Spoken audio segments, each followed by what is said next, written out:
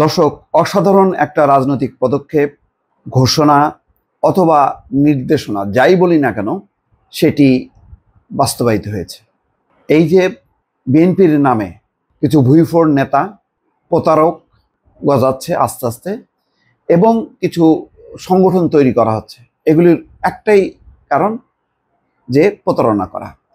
এই প্রতারণার কাজে লন্ডনে অবস্থিত তারেক রহমানের নাম তারা বিক্রি করে বিভিন্ন মানুষকে ধোঁকা দিচ্ছে এবং সেই ধোঁকাটা এমন পর্যায়ে, রাষ্ট্রীয় একেবারে সর্বোচ্চ পর্যায় থেকে নিম্ন পর্যায়ে সর্বস্তরে তার বিরুদ্ধে অ্যাকশন শুরু করেছে বিএনপি।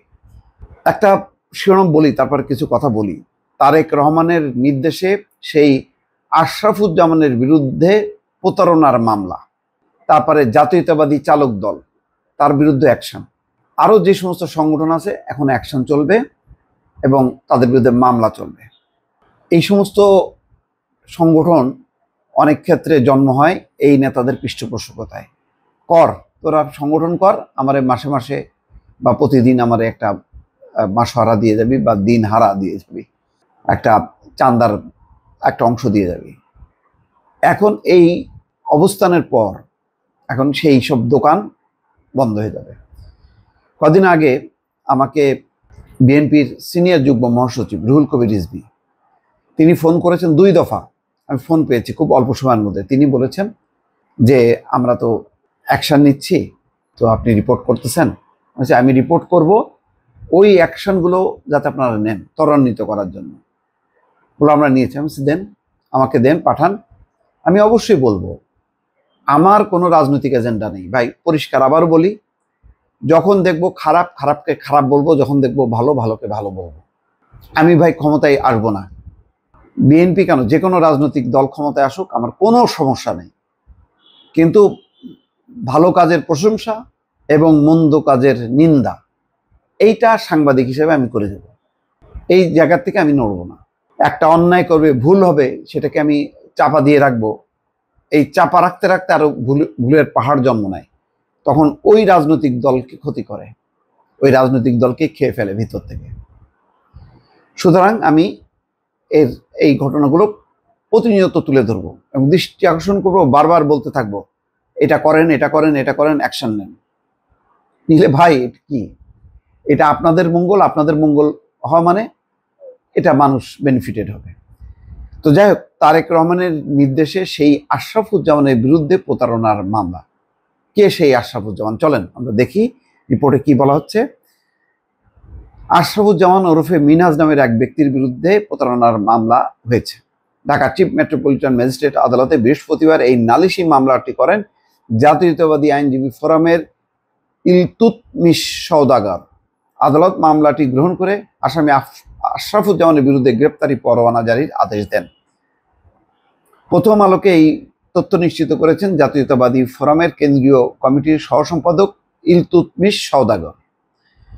আইনজীবী ইলতুৎমিশ সওদাগর জানান, আশরাফুজ্জামান ওরফে মিনহাজ একজন প্রতারক।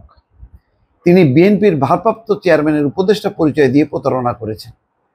বিএনপি নেতা সৈয়দ মোয়াজ্জেম হোসেন আলালের কাছেও এই ব্যক্তি নিজেকে দলটির ভারপ্রাপ্ত চেয়ারম্যানের উপদেষ্টা পরিচয় দিয়ে প্রতারণা করেছেন। এই জন্য বিএনপির ভারপ্রাপ্ত চেয়ারম্যানের নির্দেশে আশরাফুজ্জামানের বিরুদ্ধে নালিশি মামলা করেছেন তিনি।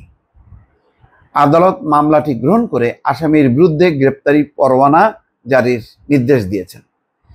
এর আগে 24শে মার্চ জালিয়াতির মাধ্যমে ভুয়া সংগঠন তৈরির অভিযোগে 3 ব্যক্তির বিরুদ্ধে 2টি মামলা করেন জাতীয়তাবাদী আইনজীবী ফোরামের 2 নেতা। বিএনপির ভারপ্রাপ্ত চেয়ারম্যান তারেক রহমানের নির্দেশে তারা এসব মামলা করেন। ভুয়া সংগঠন দুটি হলো জিয়া প্রজন্ম এবং বাংলাদেশ জাতীয়তাবাদী সংগ্রাম পরিষদ। দেখেন কেমন মানে ওই জিয়া প্রজন্ম, জাতীয়তাবাদী, মানে এমন সব নাম দিছে, খুব আকর্ষণীয় নাম, যাতে প্রতারণা করতে সুবিধা হয়। অন্যদিকে 10ই মার্চ তারেক রহমানের নির্দেশে কথিত জাতীয়তাবাদী চালক দলের সাধারণ সম্পাদক জুয়েল খন্দকার এবং তার ছেলে শাকিল খন্দকারের বিরুদ্ধে মামলা করা হয়। সিএমএম আদালতে বাদী হয়ে এই মামলাটি করেন সুপ্রিম কোর্টের আইনজীবী ইলতুৎমিশ সওদাগর। অবৈধ অস্ত্র ও ছাত্র জনতার হত্যাকারীরা লুকিয়ে আছে এমন একটা কথা রটিয়ে মব সৃষ্টি করছে। অবশ্য সে হচ্ছে তানভীর ইমামের সাবেক স্ত্রী, সেই স্ত্রী আজকে 10-15 বছর আগে তাদের ছাড়াছাড়ি হয়ে গেছে। সেই মহিলার বাড়িতে মানে লুটপাট করা হয়েছে একদম ঘোষণা দিয়ে। আজকে আরেকটা খবর দেখলাম ইতিমধ্যে যে প্রতারক, তার একটা ছবিও দেখলাম যে তাকে অলরেডি কট রাষ্ট্রদ্রোহী এবং সন্ত্রাসী মামলায় সেই প্রতারক আশরাফুজ্জামান মিনাজউদ্দিনকে শরীয়তপুর নড়িয়া থানা এলাকা গ্রেপ্তার। ওই প্রতারক সম্পর্কে খবর পেয়ে বিষয়টি গভীর রাতেই আমি সেনাবাহিনীর সিনিয়র একজন অফিসারের সাথে কথা বলে তার অবস্থান নিশ্চিত করি। এটা হলো রেজাউল করিম জানাচ্ছে, এবং তাৎক্ষণিক সেনাবাহিনীকে মুভ করানো হয় প্রম্পট অ্যাকশনের জন্য। সত্যি নবম পদাতিক ডিভিশনের জিওসিকে অনেক ধন্যবাদ। এই প্রতারককেও দেখা যাচ্ছে। এই হলো অবস্থা দর্শক। তো এই অভিযান অব্যাহত থাকুক।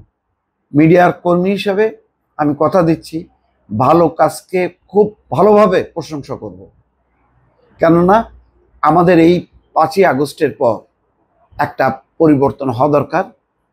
একটা রাজনীতিতে একটা গুণগত পরিবর্তন না হলে এদেশের মানুষের মুক্তি নেই, এটা আমি বিশ্বাস করি।